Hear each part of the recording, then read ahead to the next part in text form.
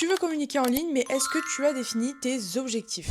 Une stratégie de communication digitale sans objectif, c'est comme un GPS sans destination, tu ne sais pas où tu vas. Le premier objectif que tu pourrais avoir avec ta communication digitale, c'est le fait de vouloir gagner en visibilité, c'est-à-dire faire connaître ta marque, ton entreprise, ton produit ou ton service. Pour pouvoir atteindre cet objectif, il est nécessaire de publier du contenu de façon régulière, d'optimiser ton site internet et tes plateformes pour le référencement naturel et le référencement local, d'expérimenter la publicité en ligne et de faire des partenariats avec des influenceurs ou des partenaires. Le deuxième objectif que tu pourrais avoir, c'est de générer du trafic vers ton site internet, c'est-à-dire augmenter le nombre de visiteurs de ton site. Pour cela, il faut optimiser au maximum ton référencement naturel, ton SEO, notamment grâce à des articles de blog, mais tu peux également mettre en place des CTA, donc des appels à l'action sur les réseaux sociaux, créer une newsletter qui envoie vers ton site internet, ou encore mettre en place des publicités payantes. Le troisième objectif que tu pourrais avoir, ce serait de développer l'engagement et donc de créer une communauté, c'est-à-dire faire en sorte que les personnes interagissent avec ton contenu. Pour réussir cet objectif, il faut évidemment publier du contenu de façon régulière et il faut que ce contenu soit interactif, c'est-à-dire qu'il incite ton audience à entrer en interaction avec le contenu. Il est également important dans le cadre de cet objectif-là de répondre aux commentaires et aux DM que tu pourrais recevoir afin d'humaniser ta marque et pourquoi pas créer un groupe ou une communauté sur les réseaux sociaux comme Facebook ou WhatsApp par exemple. Le quatrième objectif qu'on rencontre souvent dans la communication digitale, c'est le fait de générer des leads qualifiés, c'est-à-dire d'attirer des prospects qui sont intéressés par tes services ou tes produits. Pour cela, il faut créer ce qu'on appelle des lead magnets,